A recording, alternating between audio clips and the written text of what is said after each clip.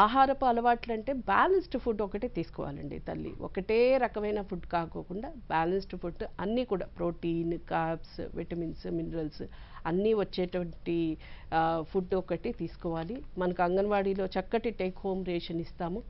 అది కాకోకుండా క్వాంటిటీ మీద కాకోకుండా క్వాలిటీ మీద ఎక్కువగా వెళ్తూ వివిధ రకాలైనవి కనుక మాంసకృతులు అలాగే ఫ్యాట్ కూడా అవసరమైనంత మటుకు మీరు డైరీ ప్రోడక్ట్స్ అంటే పాలు పదార్థాల ద్వారా వచ్చేవి అవి కూడా తీసుకుంటే కనుక బాగుంటుంది.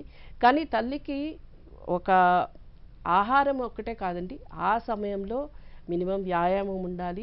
అలాగే ప్రశాంతంగా ఒక వాక్కి వెళ్ళడం కూడా ఇప్పుడు ఈ పోషణ్ పక్వాడాలో మేము చేస్తున్న పని ఏంటంటే ఈ ప్రెగ్నెంట్ లేడీస్ని ఒక గ్రూప్గా ఏర్పరిచి వాళ్ళలో వాళ్ళకున్న ప్రాబ్లమ్స్ మాట్లాడుకోవటమే కాకుండా కామన్గా ఒక వాక్కి వెళ్ళేటట్టు, యోగా చేసేటట్టు, మెడిటేషన్ చేసేటట్టు, అలాగే ప్రశాంత వాతావరణంలో ఒకరితో ఒకరు మాట్లాడుకునేటట్టుగా కూడా మేము ప్రయత్నాలు చేస్తున్నాము. మీ ఊర్లో ఉన్న అంగన్వాడీ వర్కర్ ద్వారా కూడా మీరు ఈ గ్రూప్స్ ఫార్మేషన్ చేసుకోవచ్చు. అలాగే ఒకరితో ఒకరు సహకరించుకుంటూ మీ ఆరోగ్యాన్ని మెరుగుపరుచుకోవచ్చు. ఇందులో ఖచ్చితంగా అవాయిడ్ చేయవలసినవి డాక్టర్లు చెప్తారండి ఈ టైంలో. ఖచ్చితంగా ఈ స్మోకింగ్కి దూరంగా ఉండటం, అంటే పొగ తాగే మగవారికి కూడా దూరంగా ఉండాలి. మేము మంచివారం అండి, మాకు అలాంటి అలవాట్లు లేవని మీరు అనొచ్చు.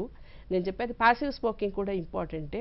అలాగే మానసికంగా తల్లి మాత్రం ప్రశాంతంగా ఉండాలి. ఉద్వేగానికి లోనవుతూ ఉన్నప్పుడు బిడ్డ మీద ఖచ్చితమైన అది కార్డియాక్ ప్రాబ్లం తెచ్చే అవకాశం ఉంటుంది.